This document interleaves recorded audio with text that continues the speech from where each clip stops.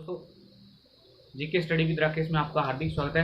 हमने पिछले video lecture में अलाउद्दीन खिलजी देखा था। अलाउद्दीन खिलजी के उत्तर भारत के विजय अभियान पढ़ रहे थे। एक विजय अभियान हमने कंप्लीट कर लिया था गुजरात का। आज हम पढ़ेंगे अलाउद्दीन खिलजी का रणथंभौर अभियान।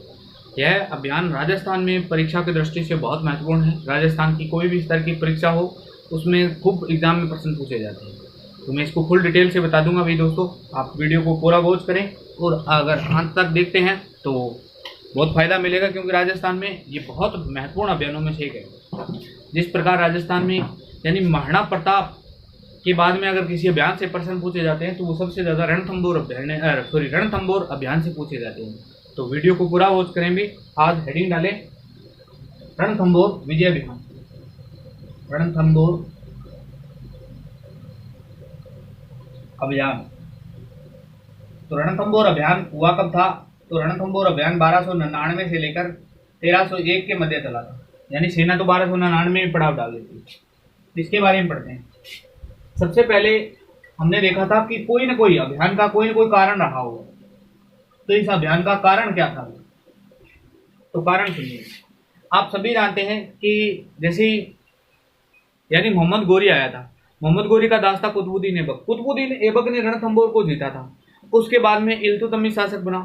कुतुबुद्दीन ऐबक और इल्तुतमिश के समय ये दिल्ली सल्तनत का पार्ट था, यानी दिल्ली सल्तनत के हिस्से में आता था। लेकिन इल्तुतमिश की मृत्यु के बाद में दिल्ली में ऐसा कोई सुल्तान नहीं बैठा जिसने रणथंभौर पर यानी प्रभुत्व सत्ता स्थापित की हो।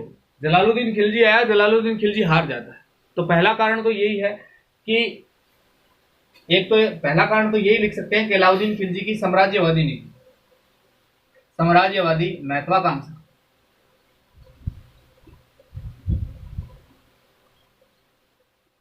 यानी अलाउद्दीन खिलजी विश्व विजेता बनना चाहता। दूसरा कारण कुतुबुद्दीन ऐबक। कुतुबुद्दीन ऐबक तथा इल्तुतमिश के समय यह दिल्ली सल्तनत यानी इल्तुतमिश ने जीता, परंतु बाद में स्वतंत्र हो गया। बाद में स्वतंत्र हो गया।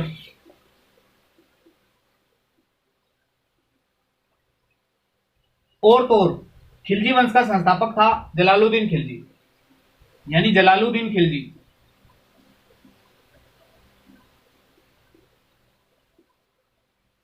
मैंने बताया था 1292 में जलालुद्दीन खिलजी हमीरदेव चौहान पर अटैक करता है।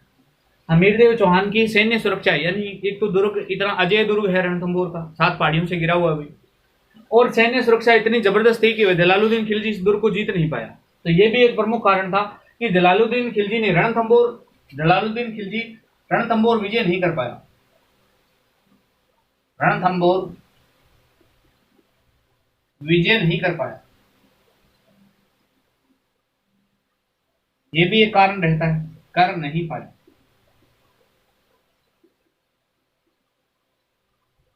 और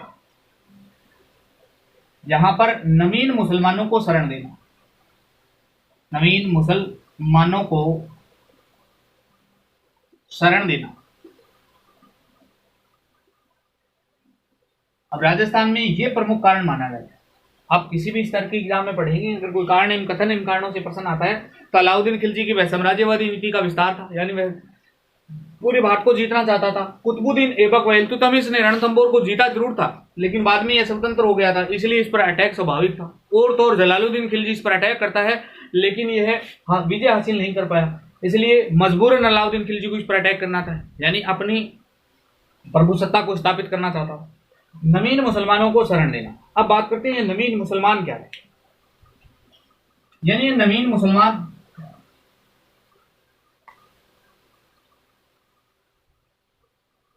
तो 2 व्यक्तियों के नाम हैं। एक का नाम है चिमना बानो बेगम,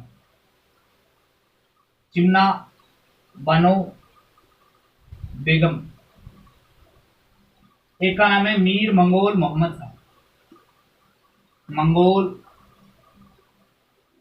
मोहम्मद शाह। अभी बताता हूं भी इनका क्या योगदान रहा है। अब बात करते हैं कि रणथंभौर में तत्कालीन शासक कौन था। रणथंभौर का तत्कालीन शासक था जिसका नाम था हमीर देव चौहान। हमीर देव चौहान।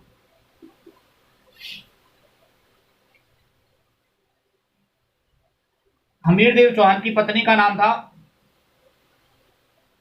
रानी रंगदेवी।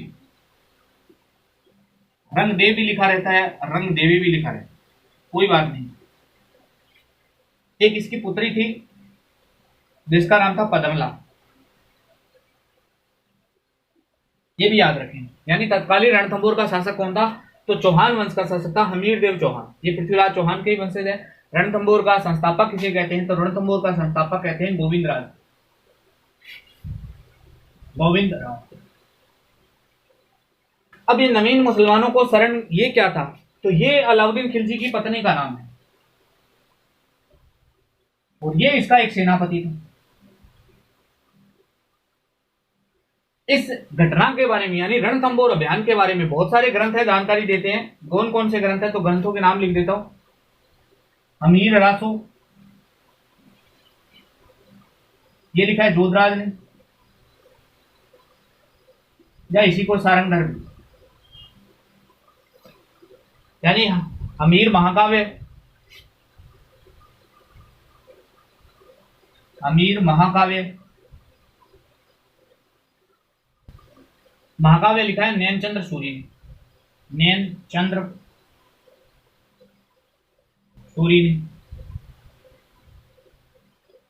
तो 3-4 ग्रंथ है अमीर पे जो जानकारी देते हैं। आपको ये ध्यान नहीं रखना, आप ये ध्यान रखें, ये तो छोटे स्तर की परीक्षाओं में पूछा जाता है, बड़े स्तर की परीक्षाओं में इस प्रकार का प्रश्न नहीं पूछा जाएगा। हालांकि मैच करने को आ सकता है, फिर भी मैंने बता दिया। चिमना बानो बेगम पत्नी है अलाउद्दीन खिलजी की और ये अलाउद्दीन खिलजी का सेनापति था। इन दोनों के बीच में प्रेम संबंध था। अब ये प्रेम संबंध के चलते अलग अलग किताबों में अलग अलग कारण बताए जाते हैं। कुछ कारण ये कुछ यानी राइटर ये भी मानते हैं, कुछ कारण ये मानते हैं कि अलाउद्दीन खिलजी की सेना गुजरात अभियान के बाद में जब जीतकर वापस लौट रही थी तो उसी सेना से मतभेद हो गया था। अलग अलग कारण बताए जाते हैं, ये कारण ज्यादा उचित रहता है। नवीन मुसलमानों को शरण देना यानी चिमना बानो बेगम और मीर मंगोल मोहम्मद शाह रणथंभौर के शासक यानी भागकर कहां आ गए थे? तो हमीर देव चौहान के पास में आ गए। हमीर देव चौहान को अलाउद्दीन खिलजी पत्र लिखता है। अलाउद्दीन खिलजी ने पत्र लिखा था और ये लिखा था कि या तो आप मेरे दुश्मनों यानी काफिरों को वापस लौटा दिया जाए या उन्हें आप मौत के घाट उतार दिया जाए। मेरी आपसे पर्सनली कोई शत्रुता नहीं है, इसलिए मैं नहीं चाहता कि मैं आप पर अटैक करूं इनके लिए। हमीर देव चौहान ने यह कहते हुए पत्र का जवाब दिया था कि मैं अपने शरणागतों की रक्षा करना परम धर्म मानता हूं। क्षत्रिय का यह धर्म है कि वह अपने शरणागतों की रक्षा करे, इसलिए मेरी शरण में आया, मैं उनके लिए अपनी जान दे सकता हूं। और एक दोहा है राजस्थान की, हर एग्जाम में इस तरह की परीक्षाओं में पूछा जाएगा। उन्होंने ये लिखा था कि सिंह सुवन सत्य पुरुष वचन कर दी फले एक बार, तिरिया तेल हमीर हट चढ़े न दूजी बार। यानी जिस प्रकार सिंहनी का बच्चा एक बार ही दूध पीता है, उसी प्रकार केले का वृक्ष अपने जीवन में एक बार ही फल देता है। सेम टू सेम हमीर देव चौहान ने जो कह दिया है वह अटल है, उसको बदला नहीं जा सकता। मैं अपने शरणागतों की रक्षा करूंगा। तो ये कहीं ना कहीं कारण सबसे ज्यादा उचित माना जाता है।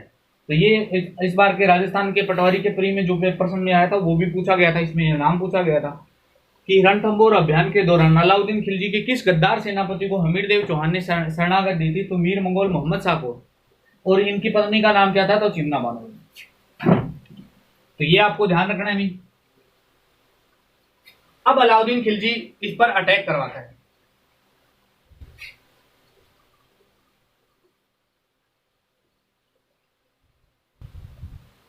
इस अभियान का यानी रणथंभौर अभियान का नेतृत्व किसने किया था?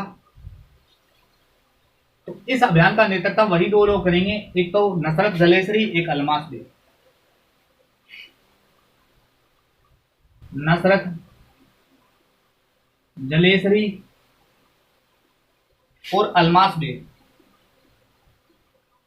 अलमास बेग, इसी को उल्लू खां कहते हैं, इसको आप सभी जानते हैं नुसरत खां कहते हैं। ये प्रश्न अभी हाल फिलहाल के RPC first grade school lecturer के एग्जाम में पूछा गया था कि रणथंभौर अभियान के दौरान अलाउद्दीन खिलजी के किस सेनापति की वीर सेनापति की मृत्यु हो गई थी? तो अलाउद्दीन खिलजी के इस सेनापति की मृत्यु हो गई थी। यानी गोफन से निकले पत्थर, गोफन से निकले पत्थर के लगने से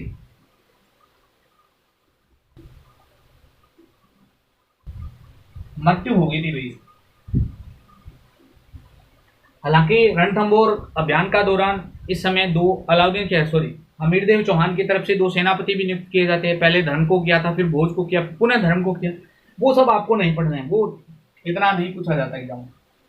अब देखो, इसकी जैसी मृत्यु हुई ना, तो अलमास बेग क्या करता है, अलाउद्दीन खिलजी को पत्र लिखता है और अलाउद्दीन खिलजी स्वयं आ गया था। यानी अलमास बेग तो आया है, प्लस अलाउद्दीन खिलजी आया, और अलाउद्दीन खिलजी के साथ साथ में एक और व्यक्ति आता है जिसका नाम था अमीर खुसरो,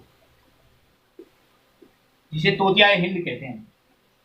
निजामुद्दीन औलिया का शिष्य था और गुरु जो सूफी सिलसिला है उसमें जो, यानी सिलसिला का मतलब ही क्या होता है, तो पीर एवं मुरीद की जंजीर से माना गया है।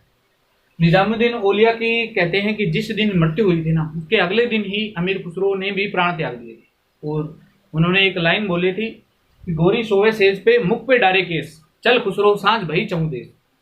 यानी निजामुद्दीन औलिया के लंबे बाल थे, लंबे बाल, उन्हें पार्थिव देव को सुलाया गया था तो उनके बाल उनके मुंह पर थे। तो खुसरो कहता है कि गोरी सोवे सेज पे, यानी गोरी की तरह निजामुद्दीन औलिया सोए हुए हैं, और अब चारों ओर मेरे जीवन में अंधकार था, यानी जो प्रकाश मेरे गुरु ने मेरे जीवन में किया था वो अब अंधेरा हो गया है, इसलिए अब मेरे जीवन में कुछ शेष नहीं बचा। यह कहते हुए उन्होंने प्राण त्याग दिए। तो आप सोच सकते हैं भी कितना बड़ा शिष्य रहा होगा। अलाउद्दीन खिलजी और अमीर खुसरो आ जाते हैं अभी। अब देखो, रणथंबोर अभ्यास, रणथंबोर का, यानी मैंने आपको पहले बताया कि रणथंबोर का किला क्या है, कि 7 पहाड़ियों से घिरा हुआ है। ये मुख्य दुर्ग है और ये इस दुर्ग की कुंजी है। एक एक प्रश्न पूछा हुआ है दोस्तों। इस दुर्ग का नाम है जाइन, इसी किताब में चाइन भी लिख देती है। ये मुख्य दुर्ग है ही। अब जैसे ही अलाउद्दीन खिलजी आता है तो इस दुर्ग को जीत जाते हैं, यानी इस दुर्ग को जीता और घेराबंदी किस दुर्ग की कर दी, इस दुर्ग की कर दी। अलाउद्दीन खिलजी कम से कम 6 महीने यहां लगा, यानी 1300 ईस्वी के लमसम आ जाता है, 1299 के अंत समय में आ जाता है। लेकिन 1 साल की सेना रहती, लेकिन ये किसी भी स्तर से जीत नहीं हासिल कर पा रहे। अब आप सभी जानते हैं कि अलाउद्दीन खिलजी के समय सबसे ज्यादा मंगोल आक्रमण हुए थे दिल्ली सल्तनत में। अलाउद्दीन खिलजी यानी दिल्ली का सुल्तान कहां बैठा है, तो राजस्थान बैठा, और दिल्ली में मंगोल आक्रमण हो रहे, तो समस्या बढ़ रही थी पीछे। और तो और इधर भी कोई, यानी मुख्य दुर्ग में भी समस्या कम नहीं थी, यहां भी रसद सामग्री कमी आ गई। अब दोनों तरफ से यही प्रयास था कि किसी न किसी तरीके से संधि हो जाए, लेकिन इसी बीच अलाउद्दीन खिलजी एक चाल खेल जाता है।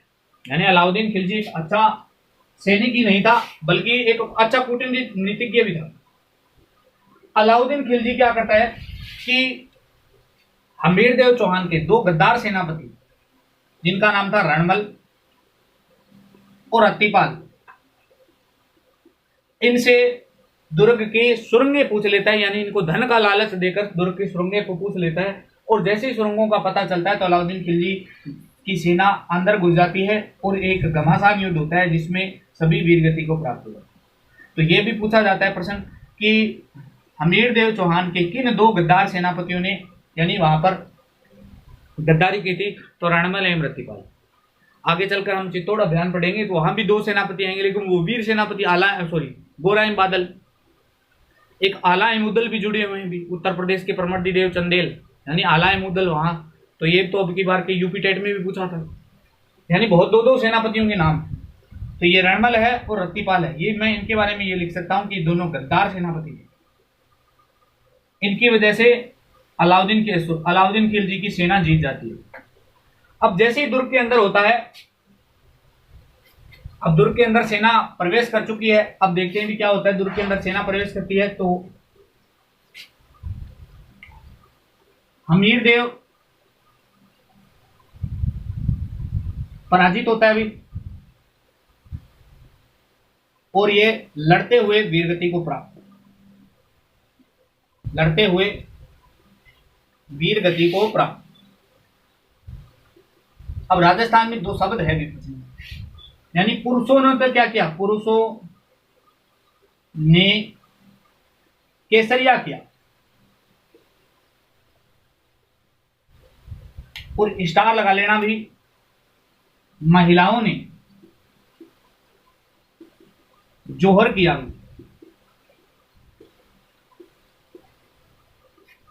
महिलाओं ने जोहर, तो राजस्थान का एकमात्र जल जोहर है ये। उल्लेख ये मिलता है कि यहाँ पदमला नामक एक तालाब था, उस पदमला तालाब में सभी स्त्रियों ने अपनी प्राणों की आहुति दी। तो राजस्थान का एकमात्र जल जोहर है। तो इसे ही राजस्थान नहीं अपितु पूरे भारतवर्ष का यानी मध्यकालीन इतिहास का प्रथम जोहर के साक्ष्य भी यहीं से मिलते हैं। मध्यकालीन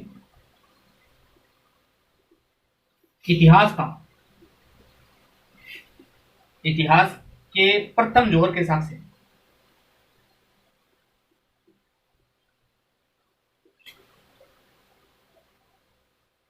ये लोग, अब ये दोनों कंडीशन जहां फुलफिल हो जाती है उसे कहते हैं साका। यानी अगर पुरुष कर ले, क्या कर ले, पुरुष कर ले केसरिया और महिलाएं कर ले जोहर, तो उस कंडीशन यानी दोनों की सेम कंडीशन को क्या नाम दिया जाता है, साका। इसलिए ये प्रश्न खूब पूछा जाता है कि राजस्थान का प्रथम साका किसे कहते हैं, तो इसे कहते हैं भी राजस्थान का प्रथम साका।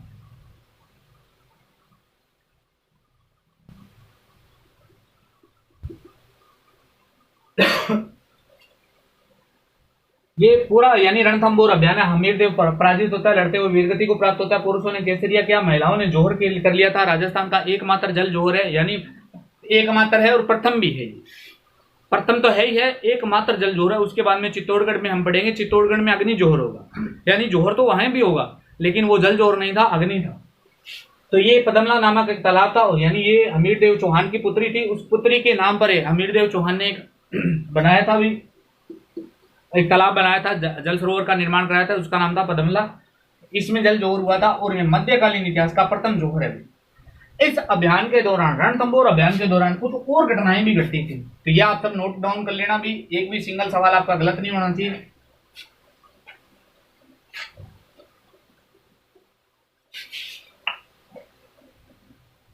इस अभियान के दौरान एक व्यक्ति है जिसका नाम है अख्त खां का विद्रोह।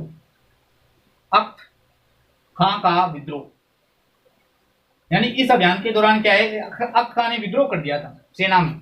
और अख्त खां ने विद्रोह ऐसा किया कि अलाउद्दीन खिलजी यानी एके मरते मरते बचा था, मरते मरते बचा। तो आपसे यह भी पूछा जा सकता है कि रणथंबोर अभियान के दौरान किस व्यक्ति ने विद्रोह कर दिया था, तो अख्त खां ने विद्रोह कर दिया था। और तो और दिल्ली में भी विद्रोह हो गया था, यानी इस समय दिल्ली में विद्रोह, दिल्ली में 2-4 लोगों ने विद्रोह कर दिया। अब दिल्ली में 2-4 लोग कौन कौन थे, तो उनका नाम ध्यान रखना। एक तो हाजी मौला था, हाजी मौला ने विद्रोह किया था। दूसरे का नाम उमर था और तीसरे का नाम था मंगू। ये 3 लोग थे जिन्होंने दिल्ली में विद्रोह किया था। यानी रणथंबोर अभियान के दौरान दिल्ली में किन लोगों ने विद्रोह किया था। सीधा प्रश्न आ सकता है कि रणथंबोर अभियान के दौरान निम्नलिखित में से दिल्ली में किस व्यक्ति ने विद्रोह नहीं किया था, तो सीधा मिलेगा अख्त खां का विद्रोह। अख्त खां है, तो ये अख्त खां का विद्रोह राजस्थान में हुआ था, लेकिन ये दिल्ली में हो रहे हैं। हाजी मौला है, उमर है, मंगू है, ये दिल्ली में कर रही हैं। और तो रणथंबोर अभियान की 2 चीजें आप याद रख लेना, यानी हमीरदेव चौहान ने 2 चीजों का निर्माण करवाया था। और रणथंबोर का किला है वो एक चीज के लिए जाना जाता है। एक तो इस दुर्ग में 32 खंभों की छतरी है, 32 खंभों की छतरी। 32 खंभों की छतरी से क्या प्राय है, ये प्रश्न बहुत बार राजस्थान में पूछा जाता है। 32 खंभों की छतरी है ना, वो जेतर सिंह की छतरी है। जेतर सिंह हमीरदेव चौहान के पिताजी थे। जेतर सिंह की छतरी, हमीरदेव चौहान। इस छतरी को नाम दिया जाता है कि न्याय की छतरी कहते हैं इसे, न्याय की छतरी। यानी हमीरदेव चौहान एक न्यायप्रिय राजा था, न्याय की छतरी कहा जाता है। अब न्याय की छतरी क्यों कहते हैं, क्योंकि जब भी हमीरदेव चौहान न्याय करता था ना, तो ये यहां बैठकर न्याय करता था। और तो इस दुर्ग की एक विशेषता और है कि राजस्थान में एकमात्र त्रिनेत्र गणेश मंदिर है। त्रिनेत्र गणेश मंदिर, ये प्रश्न आज से पहले कम से कम 10वीं बार पूछा जा चुका है कि राजस्थान का एकमात्र त्रिनेत्र गणेश मंदिर कहाँ है। 3 नेत्र किसके होते हैं, तो शिव जी के होते हुए, लेकिन यहाँ त्रिनेत्र गणेश मंदिर है, तो ये भी आप ध्यान रखना। ये रणथंभौर से ही जुड़ी हुई चीजें हैं।